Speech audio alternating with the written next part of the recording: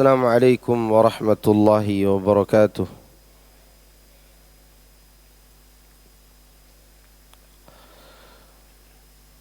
إن الحمد لله نحمده ونستعينه ونستغفره ونعوذ بالله من شرور أنفسنا وسيئات أعمالنا. من يهده الله فلا مضل له ومن يضلل فلا هادي له. وأشهد أن لا إله إلا الله وحده لا شريك له وأشهد أن محمدا عبده ورسوله صلى الله عليه وعلى آله وصحبه أجمعين ومن سار على نهجه واستنى بسنته واهتدى بهديه إلى يوم الدين وسلم تسليما كثيرا مزيدا أما بعد. Para jemaah sekalian, a'azzani Allah wa iyyakum. Alhamdulillah, kita bersyukur kepada Allah Azza wa Jalla atas berbagai macam nikmat yang Allah berikan kepada kita semuanya. Terlebih nikmat keimanan dan Islam. Nikmat yang mengantarkan kita kepada kebaikan dunia dan akhirat. Nikmat apabila terus kita mensyukurinya, maka Allah akan menambahnya. La in syakartum la azidannakum. Jika kalian bersyukur, maka aku akan tambahkan nikmatku atas kalian. Dan nikmat yang paling agung adalah nikmat ini. Kemudian di antara nikmat yang lainnya, nikmat diselamatkan dari kebodohan. Karena kebodohan adalah merupakan sumber daripada kerancuan dalam beragama, sekaligus sebagai pondasi dalam perbuatan-perbuatan sesat dan menyesatkan. Kebodohan adalah perkara yang pertama kali yang mengantarkan seseorang kepada perbuatan syirik. Oleh karenanya, di dalam Al-Quran Allah Subhanahu wa ta'ala mengingatkan kita agar kita berhati-hati dari 3 dosa. Yang pertama, dosa syirik, yang mana sumbernya adalah kebodohan.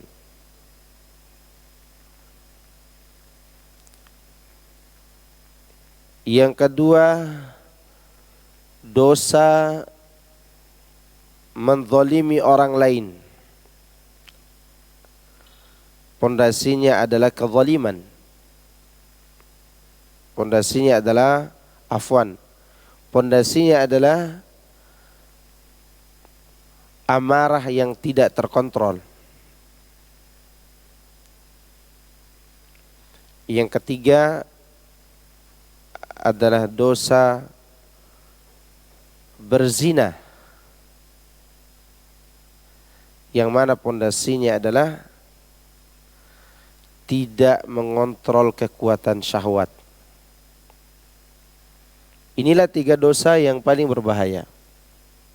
Syirik bersumber dari kebodohan, membunuh bersumber daripada amarah yang tidak terkontrol, sedangkan perzinahan adalah bersumber dari syahwat yang tidak terkontrol juga. Barang siapa yang mati membawa 3 dosa ini, maka yudha'af lahul adabu yaumal qiyamah wa yakhlud fihi muhana. Akan dilipat gandakan baginya azab di hari kiamat dan dia kekal di dalamnya dalam keadaan hina dina. Maka ketika Allah menyelamatkan kita dari kebodohan, dari amarah yang berlebihan, dan dari kekuatan syahwat yang tidak terkontrol, maka bersyukurlah kita kepada Allah. Ini bertanda bahwa agama yang kita pelajari ini sedang membuahkan buah untuk kita. Semoga kita bisa memetiknya nanti di hari kiamat. Jemaah sekalian, azani Allah wa iyyakum, berkenaan dengan surat At-Takatsur, berarti kita berbicara mengenai harta. Kata ahli hikmah, al-amwalu khadimatun jayyidatun wal maliku al-fasidu. Harta itu adalah pembantu yang baik, tetapi dia juga bisa menjadi raja yang jahat. Itu harta. Kapan dia menjadi pembantu yang baik? Yaitu kita tidak memperturutkan keinginan kita sehingga melanggar syariat Allah. Contoh saja ini. Ada ibu-ibu kepepet uang, kepepet ini, kepepet itu. Bikin TikTok, dianya yang joget. Sehingga yang tertawa adalah cacing-cacing tanah. Lalat-lalat yang nakal. Ya enggak? Jadi karena kepepet ekonomi, ya bikin status di TikTok, joget lagi. Udah jogetnya kayak ular kobra, yang tertawa adalah lalat dan cacing tanah.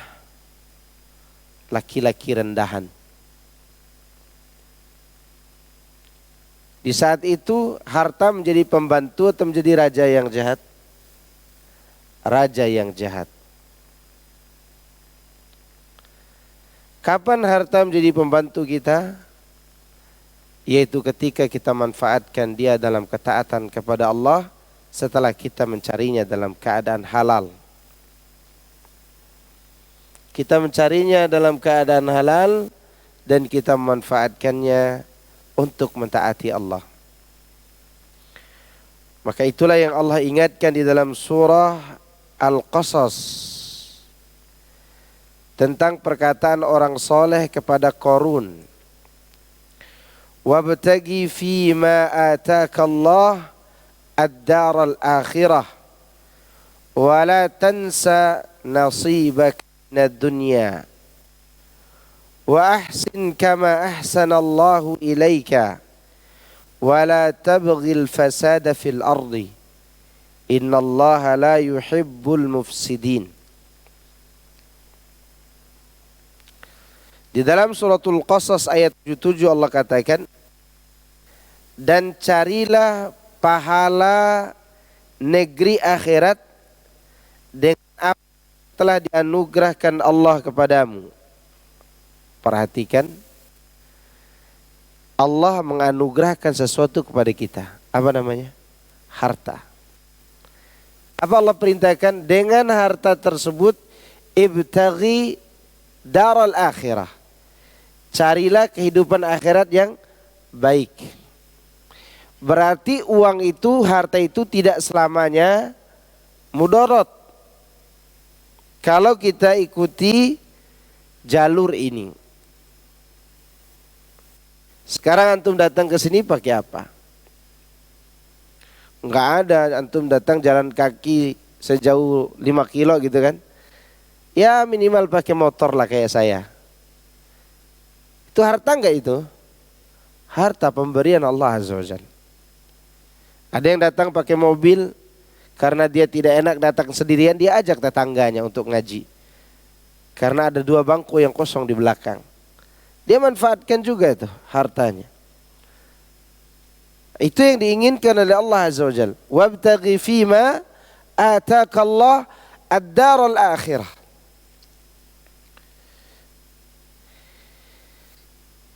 Bagaimana pula lagi cara memanfaatkannya? Wa ahsin kama ahsanallahu ilaik.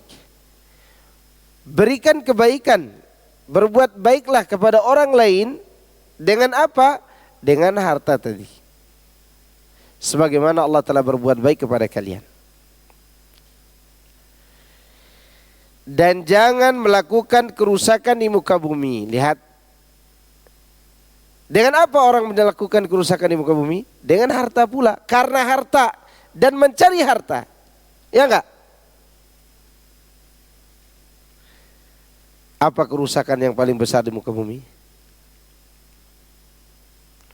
Orang munafik itu disebut oleh Allah di dalam Al-Quran sebagai mufsidin. Mufsidin itu orang yang melakukan kerusakan. Pernah dengar gak cerita orang munafik Abdullah bin Ubay bin Salul, Jaddu bin Qais dan antek-anteknya membakar rumah orang-orang Madinah? Pernah dengar gak? Enggak pernah. Lalu kerusakan apa yang paling rusak? Yaitu merusak agama orang lain. Merusak agama yang benar, mengajak orang kepada kesyirikan dan perbuatan sesat. Dengan apa mereka lakukan? Harta. Antum ingat gak ayat yang berbunyi idza tutla alaihi ayatuna qala asatirul awwalin. Itu orang-orang kaya tuh. Orang-orang yang ada di kota Madinah, jika dibacakan kepada ayat kami, maka mereka katakan asatirul awwalin.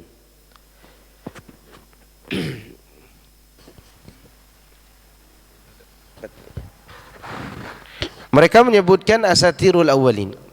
Kenapa mereka bisa mengatakan demikian?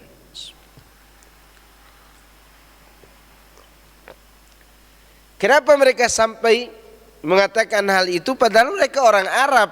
Ini ngerti Al-Quran ini, bahasa yang indah. Ngerti.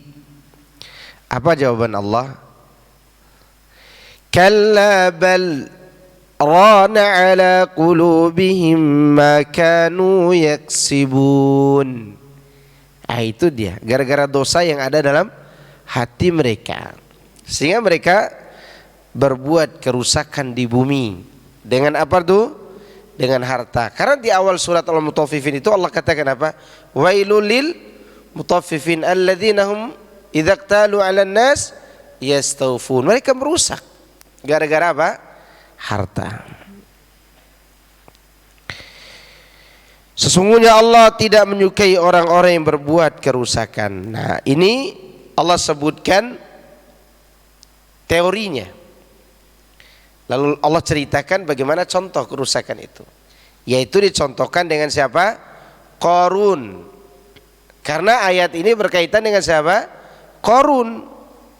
Apa kata Qarun ketika dikasih tahu, "Hai Qarun, manfaatkan apa yang Allah berikan kepadamu agar engkau mencari negeri akhirat dan agar engkau berbuat baik kepada sesama.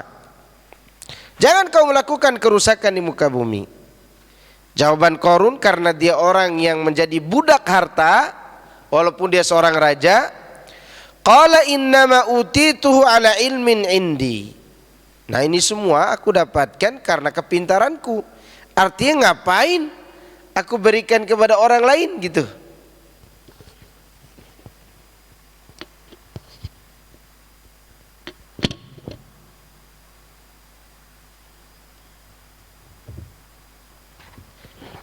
Ini diantara contoh dari sekian contoh orang yang menjadi budak harta.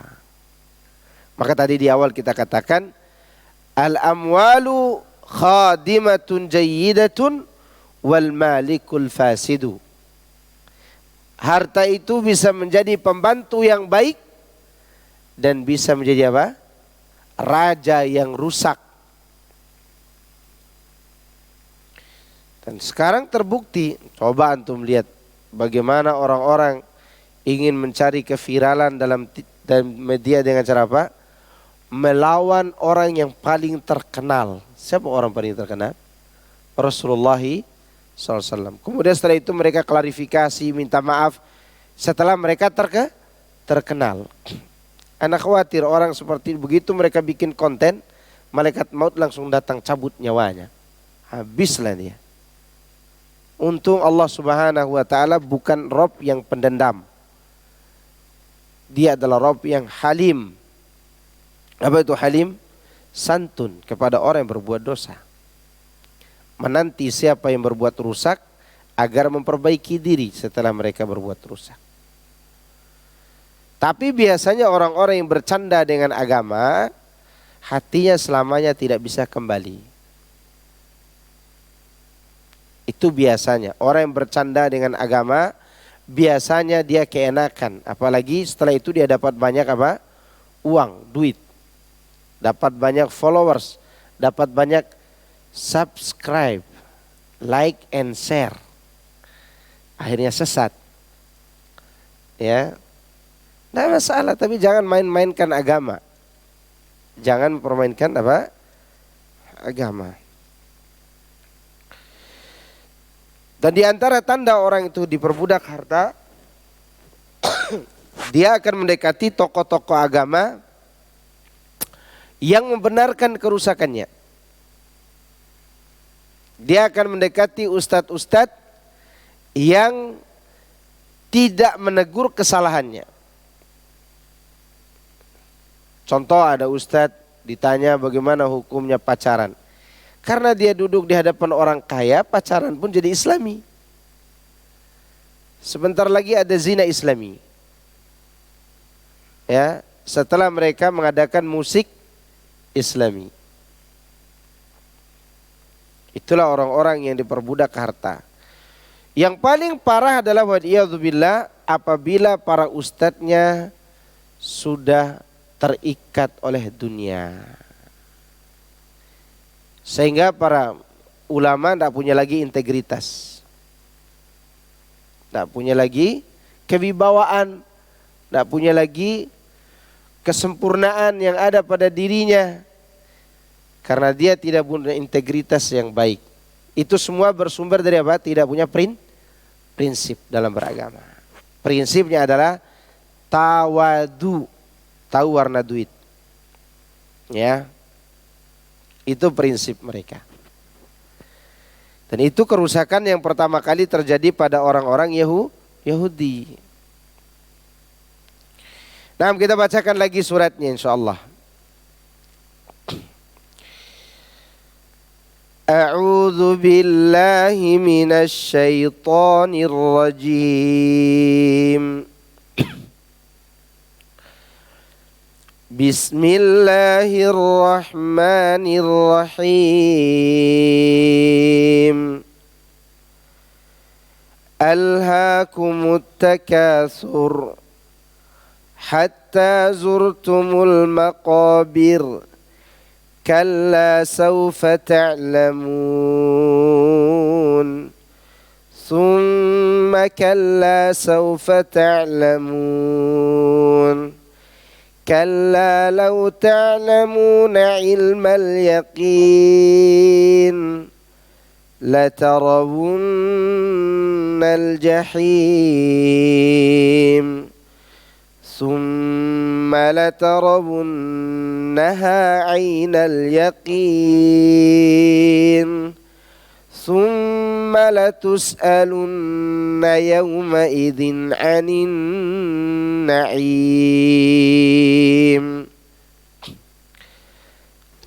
Baik, terjemahannya sudah dibacakan sebelumnya. Kita sampai pada ayat masih pada kalla law ta'lamuna ilmal yaqin. Sebagiannya sudah kita bahas sebelumnya di 2 pekan yang lalu. Perhatikan ayat yang berbunyi kalla law ta'lamuna ilmal yaqin. Janganlah begitu. Artinya jangan kalian dibinasakan oleh harta kalian. Kelak kamu akan mengetahui, yakni wahai orang-orang yang beriman. Di sini dikaitkan dengan orang-orang yang beriman. Kenapa? Karena keimanan itu selalu berkaitan erat dengan ilmu. Tuh perhatikan ya. Iman tidak akan baik, tidak akan sempurna kalau tidak ada ilmunya. Makanya disebutkan ilmul yaqin. Lau ta'lamuna ilmal yaqin. Dan ini yang dituntut di dunia. kalau dikaitkan dengan perkara gaib. Di dunia ini kita tidak dituntut untuk meneliti perkara gaib, tidak. Tetapi kita dituntut untuk mengetahuinya saja kemudian dijadikan iman. Hampir 80% ayat Al-Quran dapat dicerna oleh akal manusia. Bisa dipikirkan, misalnya bertemu dua air yang satu tawar, satu asin. Kelihatan nggak? Diteliti nggak oleh mereka? Diteliti. Misalnya nyamuk, ya Allah memperumpamakan nyamuk ba'udhatan fama fauqaha. Akhirnya orang meneliti nyamuk itu kenapa dijadikan sebagai perumpamaan, apa keistimewaannya, bisa diteliti. Seperti yang disebutkan oleh ahli dari Riyadh. Dia diteliti sampai menggunakan mikroskop yang bisa melihat jantung nyamuk. Ternyata nyamuk itu punya 3 jantung. Jantung sayap kanan kiri dan jantung tengah untuk apa? Untuk kehidupannya. Dan dia memiliki sinyal yang bisa mendeteksi di mana Ustadz Maskur tidur. Ya. Dia mencari manusia maksudnya untuk menghisap darah dan umurnya tidaklah lama. Itu diteliti oleh orang sampai nyamuk bisa diteliti. Yang mana 80% lebih atau hampir 80% isi Quran bisa diteliti. Ada sisanya itulah yang kita hanya membutuhkan apa? Kalla law ta'lamuna ilmal yaqin. Ya. Tentu yang berkaitan dengan hal-hal yang gaib. Maka ketika Allah menyebutkan sifat orang yang bertakwa, apa yang Allah sebutkan pertama kali? Alladzina yu'minuna bil ghaib. Mereka yang beriman kepada perkara ghaib. Dan itu tidak akan terjadi kalau tidak berilmu tentang perkara ghaib itu. Makanya orang yang berada dalam kubur nanti, ketika ditanya, siapa Tuhanmu? Apa agamamu? Dan siapa nabimu? Kenapa dia bisa jawab? Dia bisa jawab, Allah Tuhanku. Pernah gak dia lihat Allah? Gak pernah. Atau kita di akhir zaman ini pernah lihat Nabi enggak? Enggak pernah. Demikian juga sebagian ajaran Islam yang gaib pernah kita lihat? Enggak pernah. Nah orang ini ketika dia bisa menjawab Allah Tuhanku, Islam agamaku, Muhammad Rasulullah, ditanya lagi oleh malaikat, ilmumu apa? Pertanyaan apa nih? Ilmu. Artinya dari mana kau tahu Allah Tuhanmu, Muhammad Rasulullah, Islam agamamu? Dari mana kau tahu? Dia jawab, qara'tu kitab Allah. Aku baca Al-Quran. Kemudian selanjutnya dia katakan lagi, fa'amantu bihi. Setelah diilmui, dijadikan sebagai iman. Aku pun mengimaninya. Di mana iman itu? Di hati. Wa saddaqtu. Kemudian buahnya adalah aku benarkan dalam bentuk amal perbuatan. Sekarang anak nanya, kenapa antum sholat? Karena antum yakin akan dihisab suatu hari nanti. Hisab di mana hisabnya? Tidak mungkin di Taman Yasmi sektor 2, tidak mungkin. Di hari kiamat kita dihisab. Pernah lihat hari kiamat? Tidak pernah. Kita beramal, duduk di majelis ilmu, sholat, puasa, haji, zakat. Bahkan puasa Arafah yang sehari pun kita sempat ribut gara-gara itu. Kenapa? Karena berkaitan dengan amal yang akan dihisab oleh Allah. Keributan kita itu bukan keributan biasa itu. Tapi keributan memperebutkan apakah amal saya ini akan dihisab. Karena mencari yang benar. Ya enggak? Kalau itu tidak penting untuk hari akhirat, ngapain kita ribut? Hari Sabtu atau hari Jumat? Sehingga anak jadi sasarannya. Setelah mereka dengar kajian Ustadz besar, saya juga ditanya lagi. Itu semua terjadi kenapa? Karena di hati ini ada keimanan bahwa apa yang kita lakukan ini kalau tidak benar, sia-sia nanti dihisab di hari kiamat. Kan begitu? Kalau dia benar maka akan mendatangkan perbuatan apa? Balasan yang baik. Semua itu terdorong karena kita meyakini sesuatu yang telah kita pelajari. Maka ketika dikatakan kalla law ta'lamuna ilmal yaqin, itu memberi pelajaran bahwa keimanan kita tidak akan benar tanpa ilmu. Tanpa ilmu.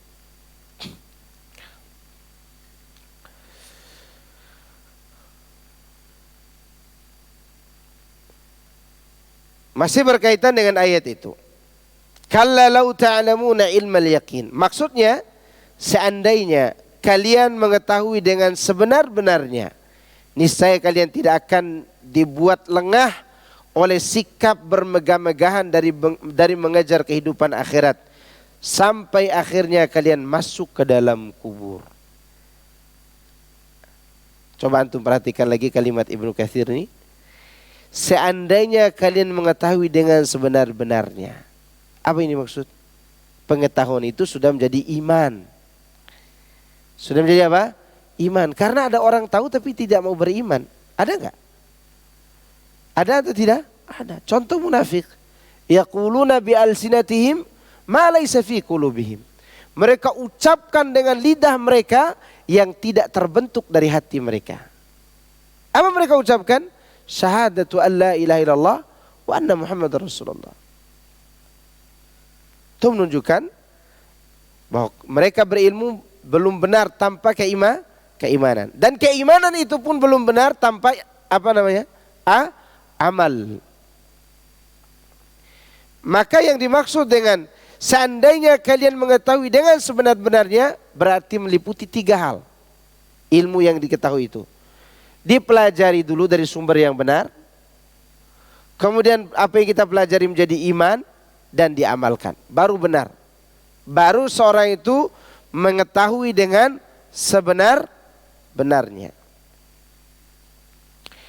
Niscaya kalian tidak akan dibuat lengah oleh sikap bermegah-megahan.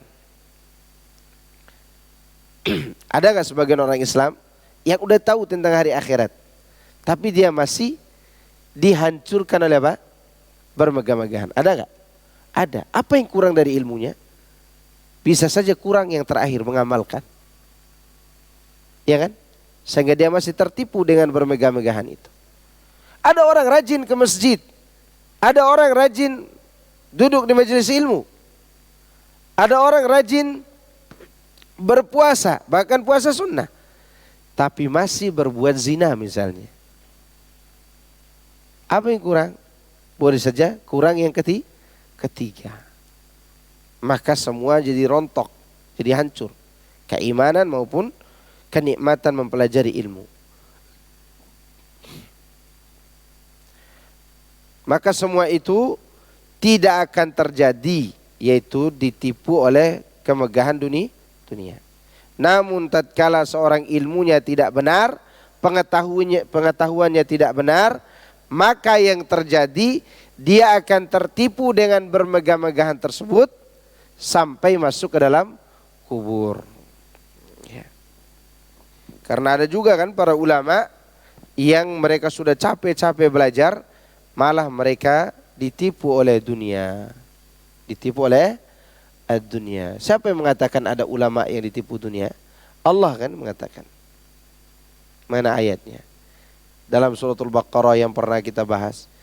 Innal ladzina yaktumuna ma anzalna minal bayyinati wal huda min ba'di ma bayyanahu lin-nasi fil kitab. Ulaika yal'anuhumullahu wa yal'anuhumul la'inun. Itu ada dalam suratul Baqarah kalau salah 159. Sesungguhnya orang-orang yang menyembunyikan apa yang kami turunkan di dalam penjelasan dan petunjuk setelah kami jelaskan kepada manusia di dalam Alkitab, mereka dilaknat oleh Allah dan dilaknat oleh yang melaknatnya. Siapa orang ini? Para ulama. Mereka menyembunyikan sesuatu karena kalau ditampakkan sesuatu ini tak dapat fulus, tidak akan dapat uang dan jabatan. Kalau sesuatu ini mereka sampaikan kepada umat, jabatan tidak dapat, fulus tidak dapat, hukuman mati mungkin dia dapat. Atau dia ditinggalkan oleh umatnya. Seperti siapa contohnya? Ashabul Kahfi. Kenapa mereka terusir? Karena mereka berani berbicara yang disembunyikan ini. Atau seperti Rasulullah SAW terusir dari kota Mekah. Di Mekah jangankan satu kampung dia dapatkan, sejengkal tanah pun tidak beliau dapatkan. Kenapa? Karena yang disembunyikan ini ditampakkan oleh Nabi. Berarti orang yang menyembunyikannya ada tujuan duniawi. Apa tujuannya? Alhaakumut takatsur. Tujuannya itu. Apa yang mereka sembunyikan? Ada dalam surat yang sama di ayat 163-nya. Wa ilahukum ilahu wahid. Dan ilah kalian itu adalah ilah yang satu. Nah, penjelasan inilah yang tidak berani mereka sampaikan. Dan terbukti sampai hari ini. Coba antum nonton TV. Ingat, pertama kali kita punya TV tahun berapa? Dari pertama kali kita nonton TV sampai hari ini belum pernah ada ustadz yang berani menyampaikan di TV itu tentang kalimat la ilaha illallah dan perinciannya serta kesyirikan yang menjadi lawannya. Ada nggak pernah dengar? Nggak ada. Kalau sekali saja dia bicara begitu, dicoret dari dai-dai kondang. Nah gitu. Yang tadinya sebagai dai sekarang jadi doi. Gitu. Kalau berani menyampaikan tauhid, maka dia akan diusir dari TV. Kenapa mereka tidak mau sampaikan? Jawabannya alhaakumut takatsur. Boleh jadi mereka tertipu oleh bermegah-megahan. Ya. Tidak gampang ikhwan menyampaikan itu. Maka sangat beruntunglah para ustadz-ustadz yang berani dicaci maki, dihinakan, dibicarakan keburukannya oleh orang, tapi dia tetap konsisten menyampaikan tauhid. Dan yang berani menyampaikan hanyalah orang-orang yang punya integritas yang tinggi. Prinsipnya kuat dan dia berwibawa. Itulah orang-orang yang menyampaikan kebenaran. Adapun mereka yang tertipu dengan harta, tetap saja alhaakumut takatsur. Karena ilmunya rusak. Maka oleh karenanya sekali lagi perkataan Ibnu Katsir ini perlu digarisbawahi, ditandain. Yang membuat orang itu tidak tertipu dari dunia apabila dia memiliki pengetahuan yang sebenar-benarnya tentang itu. Ilmu yang sempurna. Bagaimana ilmunya sempurna? Dengan 3 hal tadi. Dia pelajari dari sumber yang benar, Al-Quran dan Sunnah. Lalu dia menjadikannya sebagai keimanan dalam hati. Setelah itu dia buktikan dalam bentuk amal. Dia buktikan dalam bentuk amal. Sebagaimana hadis tentang pertanyaan dalam kubur riwayat Imam Ahmad. Nah, setelah mereka tertipu oleh dunia yang sebelumnya mereka tidak percaya mereka akan melihat neraka, Allah pun menjelaskan, la tarawunnal jahim, niscaya kamu akan benar-benar melihat neraka jahim. Summa la tarawunnaha ainal yaqin, kemudian kamu benar-benar akan melihatnya dengan ainul yaqin. Nah, kalau udah berpindah ke kubur tidak lagi disebut ilmu yaqin, tapi disebut apa? Ainul yaqin. Di dunia namanya apa? Ilmu yaqin. Begitu berpindah alam sampai sakratul maut saja, di awal sakratul maut saja sudah mulai berpindah tuh dari ilmu yaqin jadi ainul yakin. Kalau sudah masuk neraka atau surga, maka baru dinamakan apa? Hakul yakin. Ya. Nah, kalau masuk dalam kubur, baru namanya apa nih? Ainul yakin. Keyakinan yang timbul dari penglihatan. Dan itu terjadi di awal sakratul maut juga. Wajaat sakratul maut bil haqq, dzalika ma kunta minhu tahid. Sakaratul maut itu datang dengan bil haq. Dua terjemahannya. Bil haq di sini ada mengartikan dengan sebenar-benarnya, artinya sakaratul maut itu benar adanya. Terjemahan kedua, sakaratul maut itu datang untuk menjelaskan kebenaran yang selama ini diingkari. Bisa dibedakan kedua terjemahan? Wajaat sakaratul mauti bil haq. Kalimatnya bil haq dengan sebenar-benarnya. Berarti yang sebenar-benarnya apa ini? Sakaratul maut benar-benar ada. Itu makna yang pertama. Makna yang kedua, sakaratul maut itu menjelaskan sesuatu yang pernah didustakan. Nih benar nih, ada nih hari apa? Hari akhirat. Jadi dia datang untuk menjelaskan tentang kehidupan yang gaib yang selama ini tidak dipercaya oleh manusia. Itu awal manusia melihat alam gaib dengan apa? Ainul yakin. Masuk dalam kubur yang dilihatnya apa? Neraka. Karena di sini disebutkan summa latarawunnaha ainal yakin. Kamu akan melihat neraka itu dengan kedua matamu. Ya. Atau dengan mata yang nyata. Firman-Nya ini merupakan penafsiran atas ancaman sebelumnya, di mana ancaman sebelumnya berbunyi kalla saufa ta'lamun thumma kalla saufa ta'lamun. Janganlah kalian begitu, kelak kamu akan mengetahui. Apa yang ditahu? Neraka. Bagi mereka yang ditipu oleh kehidupan dunia dan bermegah-megahan itu. Allah telah mengancam mereka dengan keadaan yang seperti itu. Yaitu para penghuni neraka itu akan melihat saat api neraka bernapas satu kali napas. Maka setiap malaikat muqarrabun yang mendekatkan diri kepada Allah dan juga para nabi yang diutus akan tersungkur di atas lutut mereka. Lantaran kehebatan, kedahsyatan dan kengerian yang terlihat di saat itu. Sesuai yang disebutkan athar yang diriwayatkan mengenai hal tersebut. Jadi neraka itu sekali dia bernapas, semua orang akan tersungkur takut. Ya, bergetar semua tubuhnya. Sehingga kaki tidak mampu lagi menopang tubuh.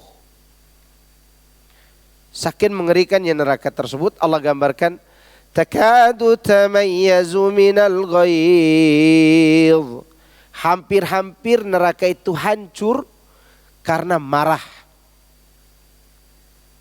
Bernapasnya saja lutut para nabi dan malaikat tertunduk. Bagaimana kalau dia marah? Maka disebutkan dalam Sahih Muslim, neraka itu hampir pecah sehingga terbagi menjadi dua jenis. Yang dingin sekali tapi dingin membakar. Kan ada tuh dingin membakar. Ada nggak? Di dunia pun ada dingin yang membakar. Itu orang bikin gas LPG dengan apa? Dibakar dengan sesuatu yang sangat dingin. Baru dapat gas LPG. Gas LPG dipakai untuk apa? Mandi apa masak-masak? Masak-masak. Coba antum sentuh. Dingin apa panas tuh? Dingin. Ya. Coba antum minum. Ya terbakar perut. Maka ketika dinyalakan api, terbakar dia. Lebih dahsyat lagi, nanti di yaumil qiyamah. Karena dia ngamuk tuh neraka. Dilihat oleh orang-orang ketika ngamuknya. Terutama seperti ayat yang pernah kita sampaikan sebelumnya di surat Al-Fajr. Ya. Waji'a yawma idzin bi jahannam yawma idzi yatadhakkarul insanu wa anna lahu dzikra. Pada hari itu neraka didatangkan. Bagaimana bentuk didatangkannya? Masih ingat gak? Hah? Ditarik oleh siapa? Oleh 70.000 kali 70.000 malaikat. Bukan 70.000, tapi 70.000 kali 70.000 malaikat. Karena neraka itu diikat dengan menggunakan 70.000 tali kekang. Di setiap tali ada berapa? 70.000 malaikat. Sebesar apa neraka? Pantas ketika Allah katakan Allah katakan qadim tala'ti. Kata neraka, yauma naqulu li jahannam halim tala'ti. Pada hari ketika kami berkata kepada neraka, hei neraka, udah penuh gak? Kata neraka, hal min mazid? Ada tambahan gak? Ditanya ada apa? Tambahan. Maka ketika dia mengamuk, dipegang oleh malaikat yang begitu banyak. Lewat di depan siapa itu? Di depan manusia. Maka Allah katakan, fayauma idzi yatadzakkarul insan. Pada hari itu manusia teringat, menyesal. Wa anna lahu dzikra. Dan tidak ada manfaat lagi ingatan dan penyesalan itu. Karena kita akan lihat neraka ini nanti. Oleh karena itu Allah katakan di sini dengan memberitahukan, kamu akan benar-benar melihatnya dengan ainul yakin, penglihatan. Karena itu diingin kalau orang kafir, kami tidak akan beriman sampai kami lihat dulu. Kan begitu? Nih udah lihat nih. Baru beriman. Ketika dia beriman, manfaat gak imannya? Enggak. Pada saat itu tidak bermanfaat lagi iman. Ya, karena iman yang bermanfaat itu sebatas ilmul yakin. Kalaupun terkadang Allah tampakkan dalam ainul yakin di dunia ini, itu hadiah dari Allah, liyatma'inna qalbi, agar hati kita tenang. Seperti kejadian Nabi Ibrahim. Ya kan? Nabi Ibrahim itu meminta kepada Allah, tunjukkan kepadaku bagaimana kau bisa menghidupkan yang mati. Ketika Allah bertanya, kau belum beriman? Sudah ya Allah, tapi aku ingin hatiku lebih tenang lagi. Dipisah-pisahkanlah jasad buruk, ditaruh di gunung-gunung yang berbeda. Panggil, kembali lagi, berbentuk lagi, hidup lagi. Ah itu. Atau seperti yang Allah ceritakan sebelumnya, waktu kita bahas suratul Baqarah, di ayat yang menyebutkan tentang ada orang yang dimatikan 100 tahun, kemudian dihidupkan kembali. Apa yang dihidupkan kembali?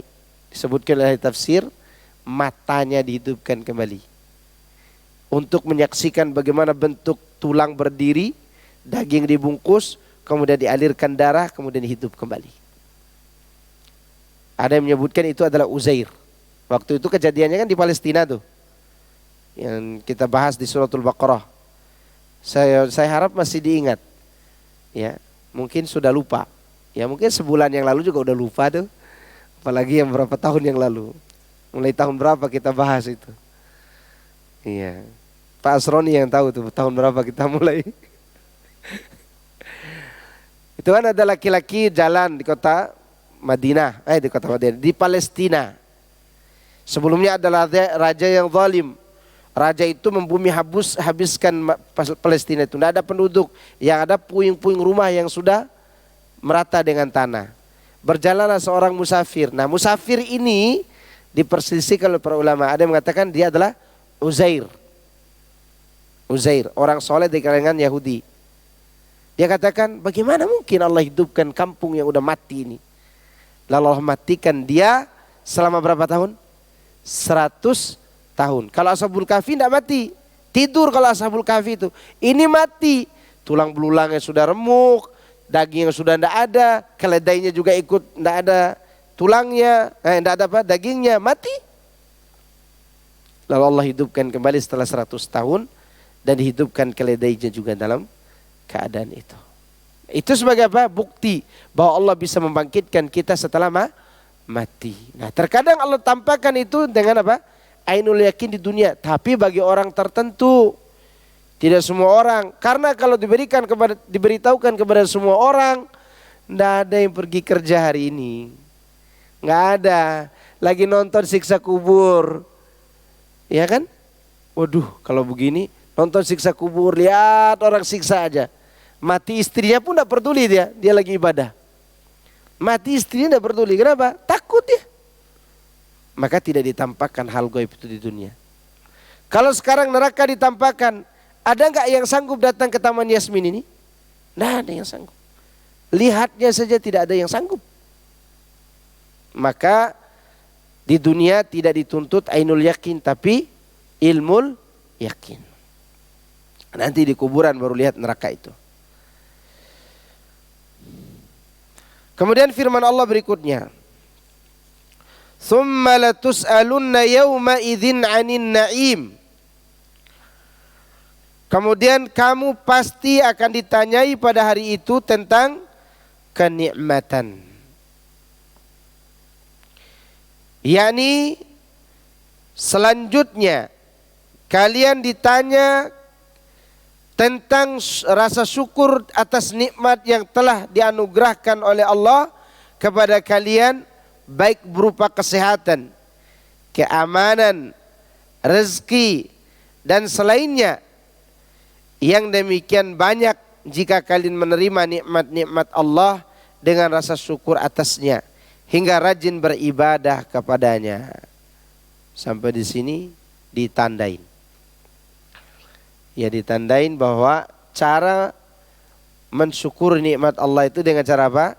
Beribadah kepada Allah. Karena ada orang bersyukur pada nikmat Allah dalam keadaan berbuat maksiat. Saya sering contohkan judi ayam. Dulu judi ayamnya offline, sekarang sudah dua, offline dan online. Ya, bapak-bapak pulang dari adu ayam ditanya istrinya, "Bang, gimana si Johnny menang nggak?" Johnny itu siapa? Nama ayamnya. Kata suaminya, "Alhamdulillah menang." Dia sebut apa tuh? Bersyukur nggak dia? Enggak. Dia hanya mengucapkan kalimat syukur, pada hakikatnya tidak. Kenapa? Karena dia dalam keadaan berbuat maksiat. Iya. Merokok pun apa? Bismillah. Begitu dikasih temannya rokok, ini rokok 2 bungkus. Alhamdulillah rezeki hari ini. Rezeki untuk memperpendek umur. Ya. Itu semua kalimat alhamdulillah. Itu bukan syukur. Syukur itu adalah, lihat di perkataan beliau ini, beribadah kepada Allah. Mana dalilnya dalam Al-Quran? Di surat yang paling pendek. Di surat-surat pendek. Li'ila fi Quraisy ila fihim rihlatasy syita'i was-shaif. Allah berbicara nikmat nih. Perjalanan Quraisy, yaitu mereka berjalan di musim dingin dan musim panas untuk berdagang ke Syam dan Yaman. Nikmat yang luar biasa pada zaman itu. Karena dari Mekah ke kota Madinah 500 kilo. Dari Madinah menuju ke Tabuk 800 kilo. Dari Tabuk menuju ke Palestina lebih jauh lagi. Mekah, Madinah, melewati Tabuk, Tabuk ke Syam. Berjalan. Tapi perdagangannya hasilnya baik. Hasilnya apa? Baik. Berarti Allah ingatkan tentang nikmat itu. Kemudian mereka juga berdagang kemana? Ke Yaman. Kalau salah sebelah baratnya kota Mekah, Yaman itu. Negeri Mekah. Di saat itu mereka diberikan nikmat. Apa Allah ingatkan? "Falyabudu rabb hadzal bait." Hendaklah mereka beribadah kepada Rabb pemilik rumah ini. Itulah cara bersyukur. Beribadah. Seperti disebutkan di sini. Ibnu Jarir menukilkan Al-Husain bin Ali As-Sudai memberitahuku dari Abu Hurairah radhiyallahu anhu. Dia berkata, ketika Abu Bakar dan Umar radhiyallahu anhuma sedang duduk-duduk, tiba-tiba Nabi SAW mendatangi mereka berdua seraya bertanya, "Mengapa kalian duduk-duduk di sini?" Keduanya pun menjawab, "Demi Rabb yang telah mengutus engkau dengan kebenaran, Tidak ada yang mengeluarkan kami dari rumah kami melainkan rasa lapar. Abu Bakar dan Umar pernah merasakan apa? Kelaparan. Beliau pun menyahut, demi zat yang telah mengutusku dengan kebenaran, tidak ada yang mengeluarkanku kecuali karena alasan yang sama. Berarti di rumah mereka tidak ada makanan. Kemudian mereka bertolak sehingga mereka mendatangi rumah salah seorang dari kaum Ansar. Lantas mereka disambut seorang wanita. Kemudian Nabi SAW bertanya kepadanya, mana si fulan? Wanita itu berkata, pergi mencari air untuk kami. Setelah itu sahabat tersebut datang dengan membawa kirbahnya, tempat air dari kulit. Kan dulu kan tidak gampang mendapat air seperti sekarang. Iya enggak? Sekarang tidak ada air tawar, disuling air laut. Dulu tidak bisa. Walaupun ada laut di Mina, tidak bisa mereka untuk ngapa-ngapain dengan air. Sahabat itu pulang membawa air. Spontan dia berkata, ahlan, selamat datang. Tidak ada kunjungan seorang hamba yang lebih baik selain kunjungan seorang nabi kepadaku pada hari ini. Ya, senang mereka dikunjungi oleh siapa? Nabi. Kemudian orang itu menggantungkan kirbahnya di dahan kurma. Kemudian dia pergi lagi dan mendatangi mereka kembali dengan membawa setandan kurma. Dan Nabi SAW berkata, mengapa engkau tidak memilahnya? Orang itu menjawab, aku lebih suka kalian sendiri yang memilahnya sesuai dengan selera kalian. Artinya kurma itu ada yang matang, ada yang rutop, mungkin ada juga yang belum matang.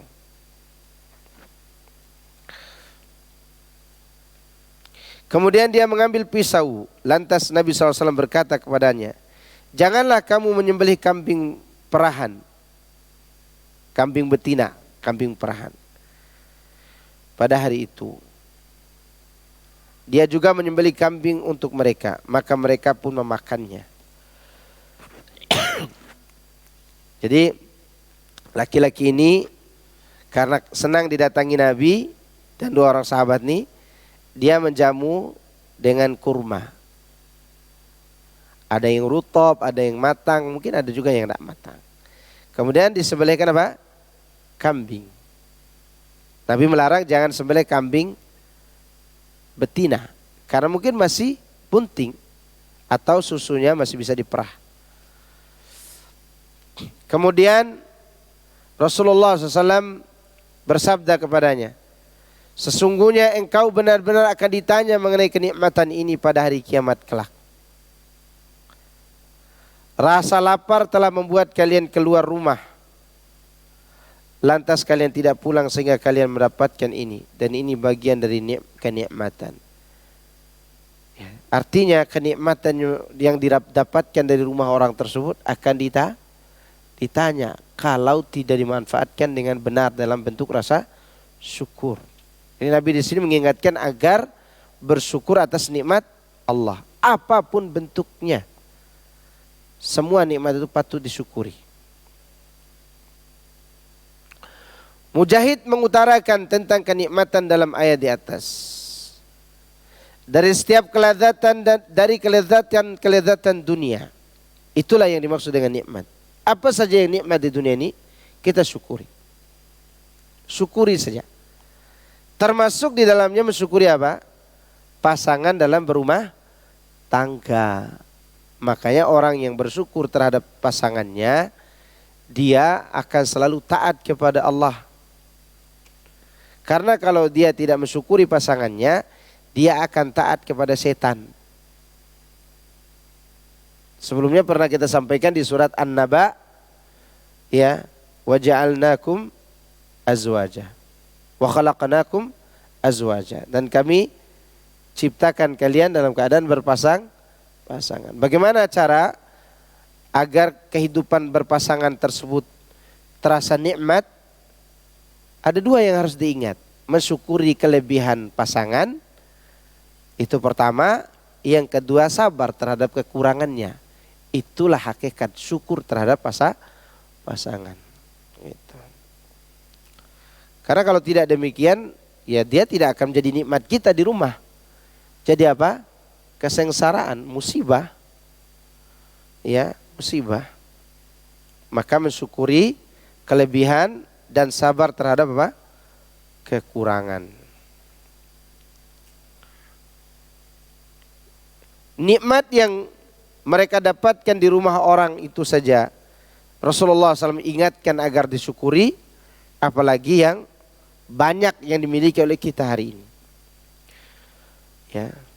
Oleh karena itu Abdurrahman bin Auf setelah Rasulullah SAW wafat, beliau setiap dapat keuntungan dari pulang berdagang, beliau membagikannya kepada fakir miskin di kota Madinah.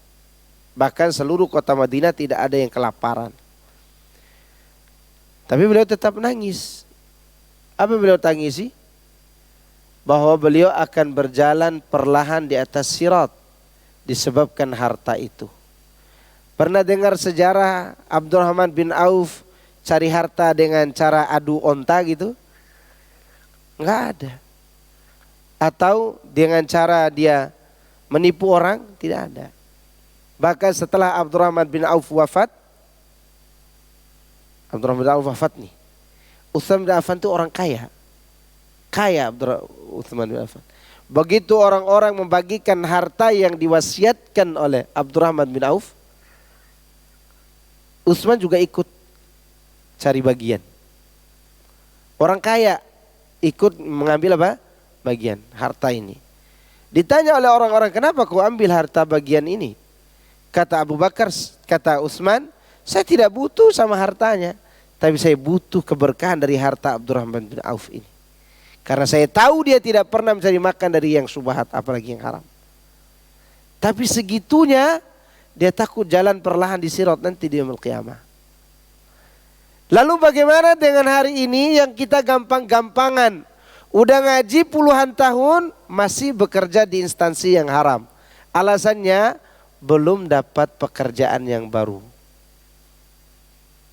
Ya. Sudah dapat pekerjaan halal, dapat uang banyak, dipakai juga untuk berbuat maksiat. Itu Abdurrahman bin Auf loh. Siapa tadi? Abdurrahman bin Auf yang pasti masuk surga. Ingat itu. Pasti gak masuk surganya? Yang 10 orang yang dijanjikan masuk surga oleh Nabi SAW diantaranya Abdurrahman bin Auf. Yang masuk Islam melalui dakwah Abu Bakar. Tapi segitunya dia takut berjalan di atas sirat dalam keadaan perlahan. Bagaimana dengan orang hari ini? Kita tidak bicara orang cari makan dengan yang haram. Yang cari makan dengan cara yang halal, hartanya bertumpuk-tumpuk, tidak pernah dia membantu sesama. Tidak membantu siapa? Sesama. Wal'iyadzubillah. Semoga Allah menjadikan kita sebagai orang-orang yang bersyukur atas nikmat ini.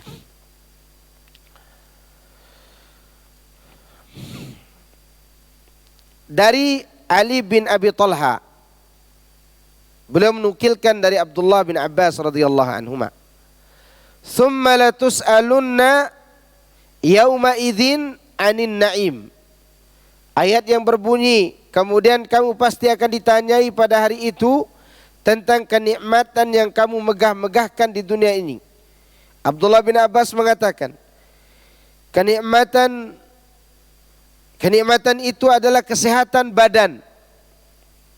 Iya, yang paling utama nikmat apa? Sehat. Pendengaran dan penglihatan. Coba antum lihat. Ada orang kaya tapi tuli. Diajak bicara, tidak bisa dengar. Atau dia bisu. Dia tidak bisa ngapa-ngapain dengan lidahnya. Maka nikmat sehat, nikmat pendengaran, nikmat penglihatan. Untuk apa orang buta misalnya, kaya punya istri cantik 4. Dia katakan istriku cantik banget kata dia. Ditanya, pernah lihat gak? Gak pernah. Itu menunjukkan penglihatan apa? Nikmat. Nggak usah jauh-jauh deh nikmat penglihatan itu. Orang yang suka muntah di bis atau di mobil, suruh dia duduk di bangku nomor 21 di bis. Ya kan? Bis itu kan lari bangku, matanya itu pengaruh tuh, lihat di samping kiri kanan, muntah dia. Tapi ada bedanya kalau dia disuruh duduk di depan. Ya kan? Meminimalisir muntahnya atau mualnya. Atau bahkan dia tidak muntah. Pengaruh apa itu? Mata. Pengaruh mata. Itu menunjukkan kesehatan. Kesehatan badan, pendengaran, penglihatan.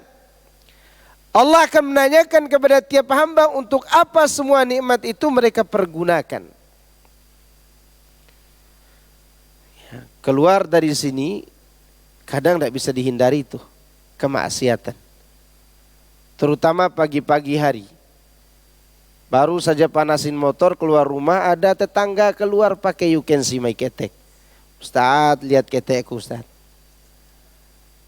Ya, atau ada istri tetangga lagi olahraga depan rumahnya pakai legging. Iya. Pakai celana bupati, buka paha tinggi-tinggi. Mata jadi sasarannya.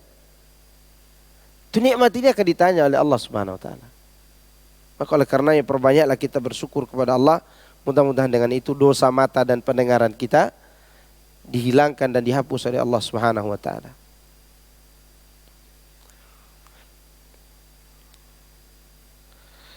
Allah lebih mengetahui hal tersebut dibandingkan mereka. Allah mengatakan inna sam'a wal basara wal fuada kullu ulaika kana anhu mas'ula.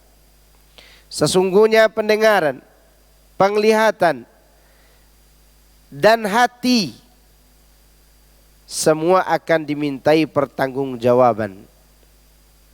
Coba perhatikan ayatnya. Allah sebut apa dulu? Pendengaran. Mana yang lebih luas, penglihatan apa pendengaran? Yang lebih luas pendengaran apa penglihatan? Pendengaran.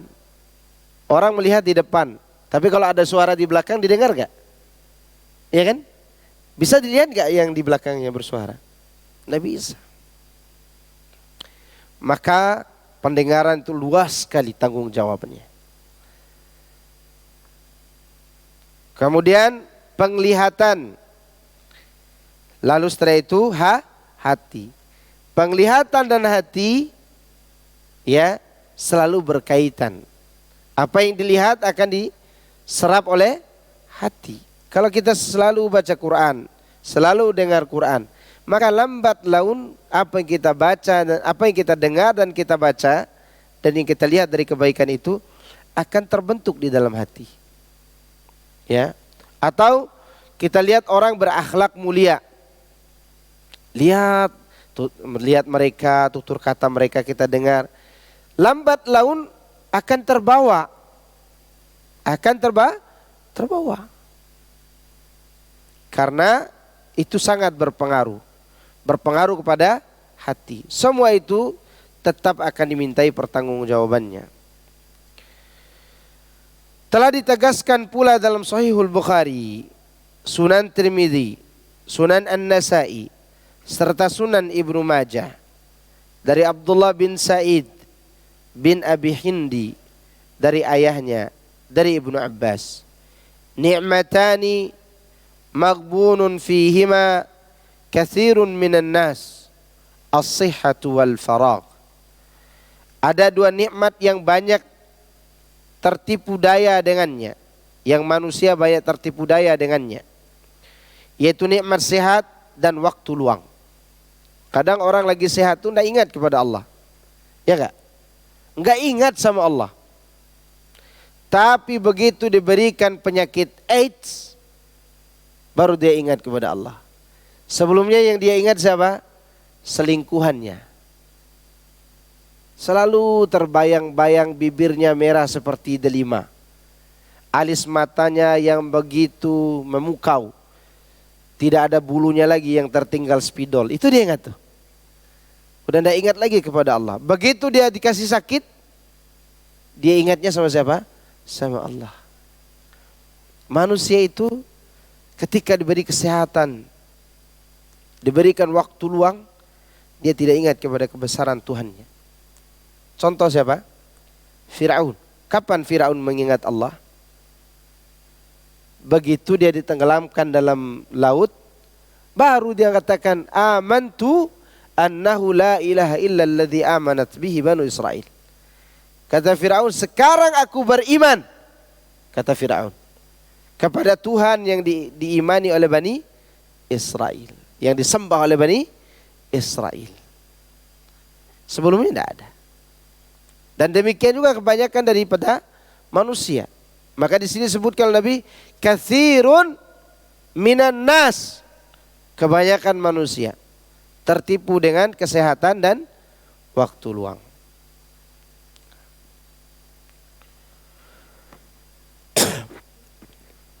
Sampai ada seorang ibu-ibu bercerita tentang temannya. Waktu di kampus dulu temannya cantik banget. Cantik, seksi. Cerita ibu-ibu itu. Tapi ini mahasiswa yang lalu, bukan angkatan saya. Sekarang mungkin dia sudah tua sekarang ya. Yang sekarang cerita dia ibu-ibu klasik gitu kan. Saking cantiknya, dia dijuluki ayam kampus. Fisiknya bagus. Dan dia tidak pernah merasa diri berdosa ketika melakukan maksiat. Begitu dia menikah, diberikan ujian oleh Allah. Apa ujiannya? Kanker payudara. Baru dia selalu ingat kepada Allah. Sampai akhirnya dia ingin murtad gara-gara kankernya itu tidak sembuh-sembuh. Itu manusia.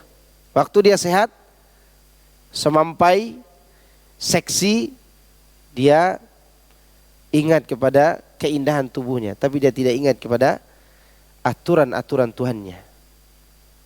Maka tertipulah manusia. Ya.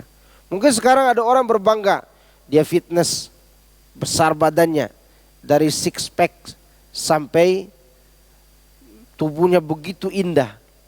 Begitu adzan maghrib dia masih di fitness. Begitu adzan isya dia masih juga di situ. Begitu adzan subuh dia disolatkan karena mati. Ya.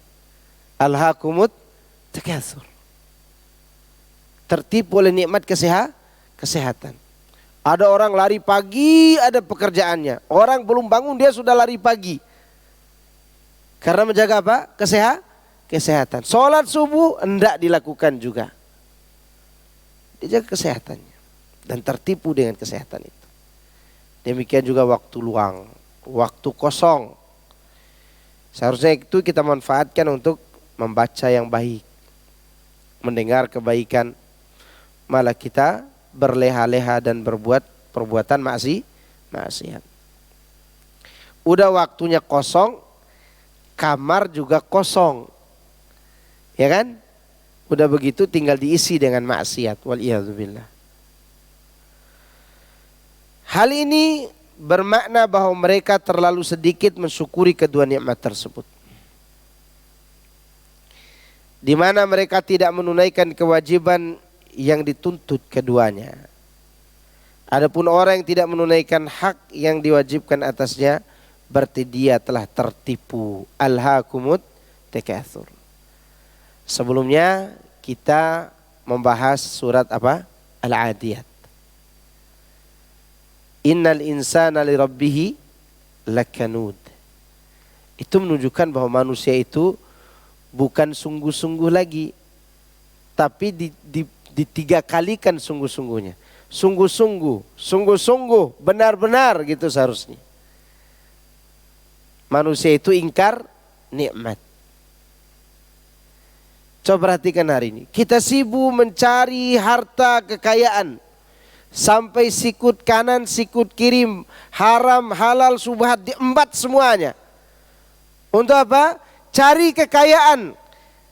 Pada saat yang sama kita tidak sadar. Kita memiliki kekayaan yang lebih mulia daripada yang kita cari. Apa? Kesehatan dan waktu luang. Kalau urusan dunia. Sekarang pertanyaan anak. Di rumah sakit ada nggak miliarder?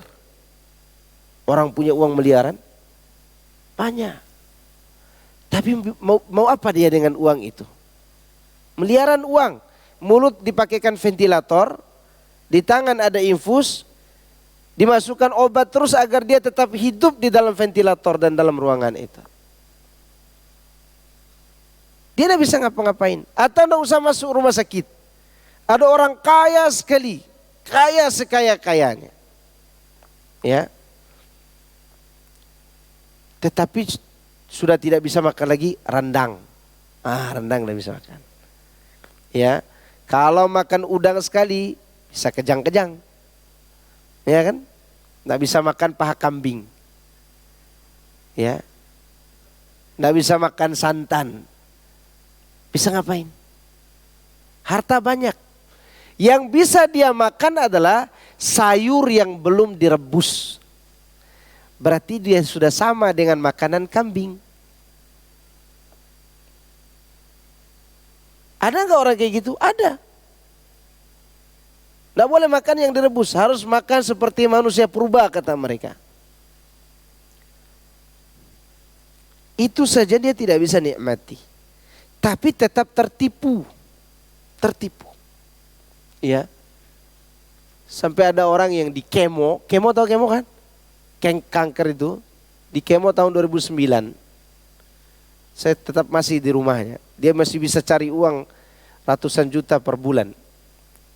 Ya, berbaring saja, kalau duduk pasti bengkak kakinya kan, darah ke bawah semua. Jantung semua udah rusak pokoknya anggota tubuhnya. Walaupun dia orang yang subhanallah sangat bersyukur kepada Allah dengan keadaan itu. Tapi kita melihat bagaimana keadaan dia tidak bisa makan apa-apa dari uang ratusan juta tiap bulan dia dapatkan. Karena dia penting dalam sahamnya, orang yang nanam saham, bisnis begitu. Tidak bisa ngapa-ngapain. Dan dia tinggal syukuri yang tersisa.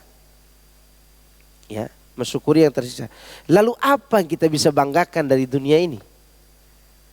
Apa coba? Anak banyak maaf, antum yang sudah berumur lebih dari anak ini. Mungkin umur 80 dari antum atau 70. Ya, kalau sekarang sekiranya antum disuruh sama istri, AA gitu kan, masih panggil AA gitu. Nikah lagi ya sama umur SMA misal. Berapa lama antum akan bertahan dengan umur itu? Atau antum akan pandang saja istri itu, cantiknya tapi tidak bisa dinikmati. Kenapa? Karena sudah tidak ada lagi kemampuan. Kecuali beli obat kuat. Ya, yang kemudian merusak jantung. Itu menunjukkan bahwa manusia tidak bisa menikmati semuanya. Lalu dia tertipu. Tertipu, bayangkan. Maka oleh karenanya Nabi SAW menyebutkan yang maknanya banyak sekali di antara manusia yang tidak mensyukuri dua nikmat ini. Waktu luang untuk beribadah, kesehatan untuk dimanfaatkan untuk berjuang di jalan Allah, maka dia pakai untuk berjuang di jalan asyaitan, waliyadzubillah. Tapi saya kira itu yang bisa Anda sampaikan dari surat ini. Sedikit saya akan sampaikan dulu faedahnya. Di antara faedah dari surat At-Takatsur ini, yang pertama, bahwa bermegah-megahan itu selalu menipu manusia. Buktinya Allah ingatkan, berarti selalu. Ya. Selalu menipu manusia. Yang kedua, masih dari ayat pertama, Allah mengingatkan kita agar kita berhati-hati. Berhati-hati.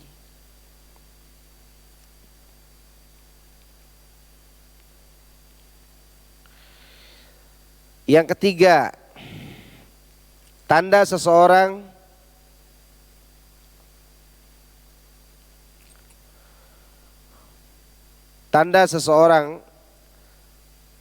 tertipu oleh kemegahan, yaitu dia lalai sampai datangnya kematian. Dia lalai sampai datang kematian.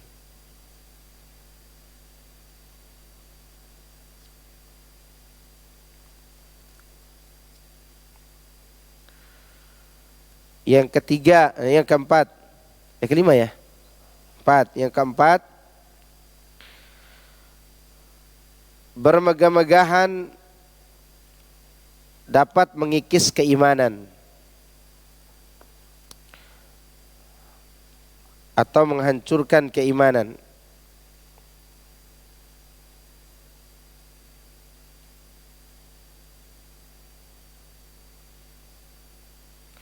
Bermegah-megahan dapat mengikis keimanan. Dalilnya Allah mengancam dengan kalla saufa ta'lamun, thumma kalla saufa ta'lamun. Mereka ini kan tidak mau tahu. Ya. Itu menunjukkan keimanan mereka tentang kejadian hari akhir sudah mulai terkikis habis. Kelima,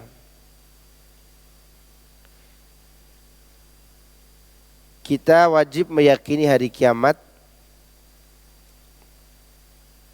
atau kejadian setelah mati dengan ilmu. Meyakininya dengan apa? Ilmu. Karena ada orang yang meyakininya tanpa ilmu. Meyakini dengan apa nih? Ilmu. Ada nggak orang yang meyakininya tanpa ilmu? Ada. Contoh, ada orang yakin bahwa mereka akan disiksa dalam kubur. Lalu dia katakan, siapa yang ditanya dalam kubur, jawab saja saya ini muridnya Kiai Fulan. Dengan apa dia bicarakan? Ilmu atau kebodohan? Kebodohan. Makanya kita katakan wajib kita mengimani kejadian hari kiamat atau setelah mati dengan apa? Ilmu. Karena Allah katakan kalla saufa ta'lamuna, kalla law ta'lamuna ilmal yakin, dengan ilmu. Ya. Orang-orang yang meyakini hari akhirat dengan kebodohan itu banyak. Seperti contohnya, Pak, orang-orang yang meyakini ada alam nirwana dan ada alam sirkulasi ruh. Kelompok agama mana itu? Hindu. Hindu itu meyakini alam nirwana, alam surga. Tapi orang ketika mati sebelum ke alam nirwana harus berada dalam satu alam sirkulasi ruh namanya. Maka mereka mengadakan mereka mengadakan rawahan 3 hari, 7 hari, 40 hari, sampai 99 atau 100 hari. Dan saya baca itu dalam kitab yang ditulis oleh seorang pendeta bernama Yosef apa saya lupa, kutip kecil. Bahwa mereka itu punya alam surga namanya alam nirwana. Alam nirwana, dan sebelum masuk ke situ ada alam sirkulasi ruh. Jadi ruh itu tidak langsung ke surga sampai pada tanggal hari-hari ditentukan tadi. 3 hari dulu adakan acara, 7 hari adakan acara. Karena itu proses sirkulasi apa? Ruh, pembersihan ruh dulu. Kemudian ada 40 hari, 40-an atau 44 kalau yang kita tahu. Orang Islam pun melakukan taklid sebenarnya itu. Taklid sama orang Hindu sebenarnya. Ya kalau orang Islam meyakini begitu dicabut, dibungkus ruhnya, langsung dibawa menemui Allah. Setelah itu dikembalikan ke dalam kubur. Udah selesai. Kalau mereka enggak, ada alam lain dulu. Itu menunjukkan mereka yakin ke hari akhir. Yakin, bukan dengan ilmu. Nah itu dia. Kemudian di antara faedah yang lain bahwa di dalam alam kubur neraka sudah bisa kelihatan. Kelihatan di pandangan mata.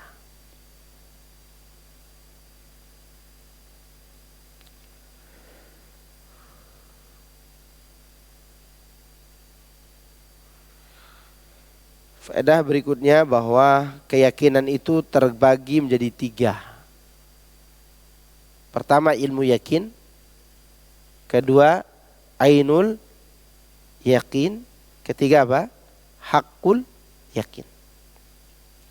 Ilmu yakin terjadi di dunia, ainul yakin terjadi sebelum masuk surga dan neraka termasuk dalam kubur, hakul yakin setelah masuk surga dan neraka, atau neraka.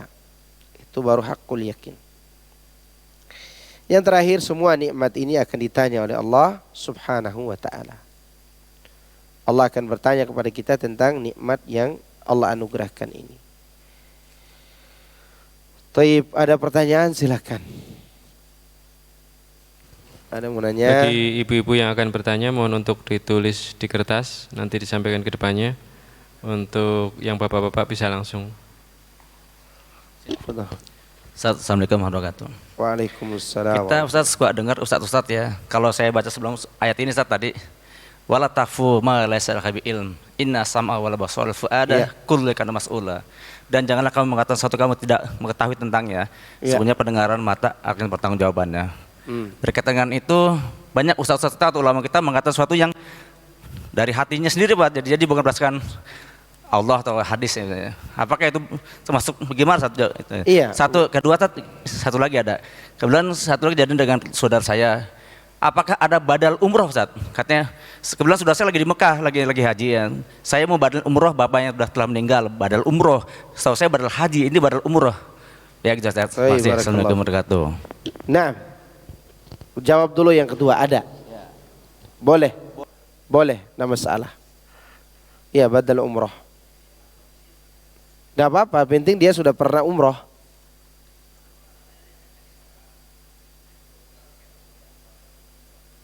Dia sudah naik haji. Iya, nanti mau pulang dulu, nanti pergi umroh lagi. Di sana dia. Wallahu alam, contoh dari para sahabat yang mengulangi umroh dalam satu sekali safar belum ada. Belum ada. Namun setelah berubahnya zaman dan waktu, para ulama fuqaha ya, kan dulu kan tidak bisa sekali safar karena sulit safar itu. Sulit safar. Sekarang sebagian ulama membolehkan kalau dia kembali kepada mikot yang sama. Misalnya dia berangkat haji tamattu' nih. Tentu umroh dulu sendiri kan dia kan, baru haji.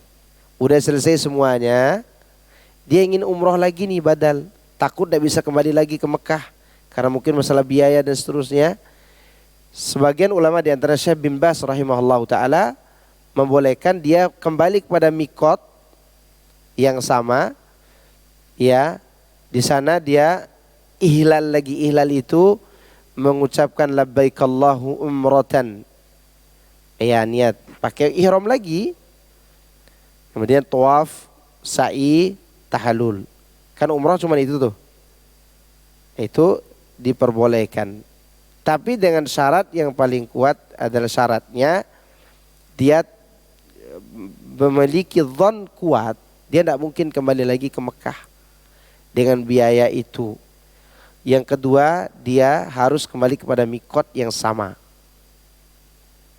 Ya, mikot yang sama. Misal Bir Ali, ya kembali ke Bir Ali dulu. Itu pendapat ulama kontemporer. Faham? Karena kan dari Mekah ke Madinah berapa jam kalau pakai taksi? Ya 4-5 jam lah. Kalau dulu pakai onta berapa lama? 10 hari dari kota Madinah ke Mekah. Berarti ketika orang itu kembali ke Madinah lagi, ya udah safar lain namanya. Jelas? Ya, kalau dia lakukan itu dengan dasar ilmu tadi, wallahu a'lam, mudah-mudahan Allah terima umrohnya. Umroh batalnya. Yang terbaik adalah pulang dulu dia ke Indonesia, cari uang lagi, pergi umroh lagi. Yakin anak orang pulang haji itu tidak akan sengsara. Ana yakin orang pulang haji itu tidak akan sengsara. Kalau ada orang haji pulangnya sengsara, imma dia lagi diangkat derajatnya oleh Allah karena sakitnya, atau dia pergi haji abal-abalan. Karena tidak sedikit orang Lombok berangkat haji dari kampungnya, dia beli oleh-oleh di Tanah Abang, topi, sorban, balik dipanggil Pak Haji. Dan itu kejadian di tahun 2000 berapa saya pulang dari pondok, 2009. Penuh bis ini dengan orang-orang pulang haji. Ngobrol mereka, kita gagal berangkat ke Mekah nih. Kita bawa oleh-oleh dari Tanah Abang, beli sorban, beli haji. Kan orang tahu kita pergi haji nih. Ada 5-6 orang tuh kalau salah waktu itu di bis. Bener disambut pakai pick up, pakai truk, pakai itu lagu apa itu? Tola al badru alaina, turun dari bis tuh. Padahal mereka haji di Tanah Abang tuh. Iya. Haji Tanah Abang. Gitu. Jadi sekali lagi, ana yakin orang pulang umroh, pulang haji kalau dia tulus, tidak susah hidupnya. Insya Allah berangkat lagi. Ya. Tapi kalau dia punya dhon tadi dan dia dasari dengan itu, mudah-mudahan apa yang disampaikan oleh Syekh bin Baz itu yang terbaik baginya. Jelas? Silakan. Mana pertanyaan tadi? Oke. Ustadz itu sebagiannya menyampaikan sesuatu tanpa dasar dalil atau mempelajari dalil. Iya, semua itu termasuk akan dimintai pertanggungjawaban. Kenapa orang berani berbicara tanpa dalil? Kembali di awal ayat yang kita bahas tadi.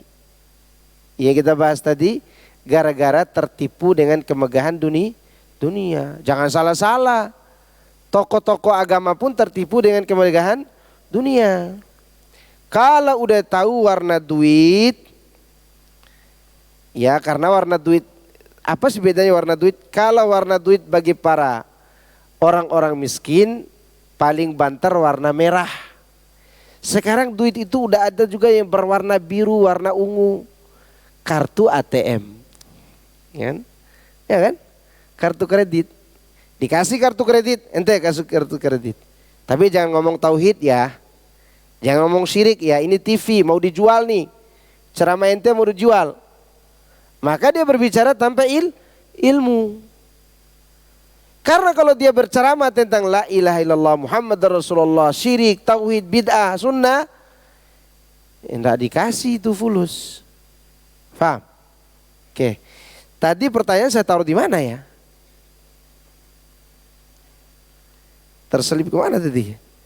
Antum nanya banyak ya ini ya. Oke, ada lagi yang lain? Ini ada pertanyaan nih. Afwan Ustadz, pertanyaan anak tidak sesuai tema. Apa hukumnya mengadani bayi yang baru dilahirkan?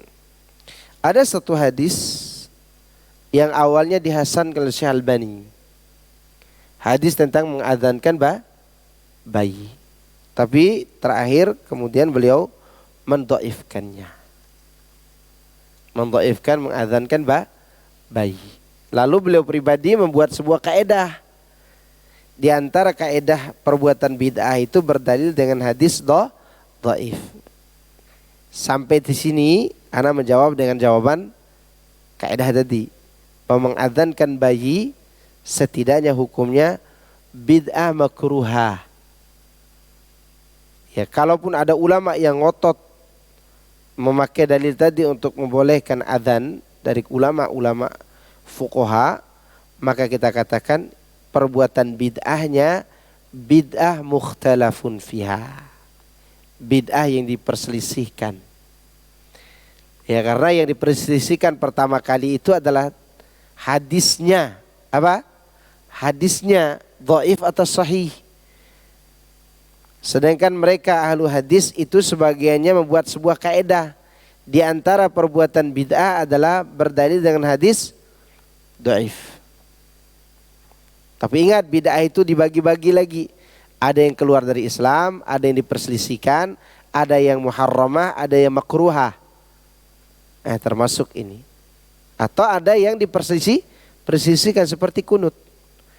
Nah, kalau ada tetangga antum melahirkan anak lalu mengadzankannya dengan berdasarkan hadis tadi, udah berhenti aja ngomong. Ya, nanti debatnya panjang tuh. Nanti ditanya oleh tetangga, dhaif itu apa? Gitu kan? Apa dasar dhaifnya? Antum akan kaji lagi mustalahul hadis nantinya. Ya. Sekarang karena kita yakin itu dhaif, udah kita tidak adzankan bayi. Selesai kah? Selesai urusan. Ada lagi? Kalau tidak ada saya tutup ya. Mungkin ini yang bisa Anda sampaikan pada pertemuan kita kali ini. Semoga Allah Subhanahu wa taala memasukkan kita dalam golongan orang-orang yang saleh di dunia dan di akhirat. Semoga Allah Subhanahu wa taala menggolongkan kita orang-orang yang bersyukur atas nikmat-nikmatnya. Subhanakallahumma wa bihamdika asyhadu an la ilaha illa anta wa astaghfiruka wa atubu ilaik. Assalamualaikum warahmatullahi wabarakatuh.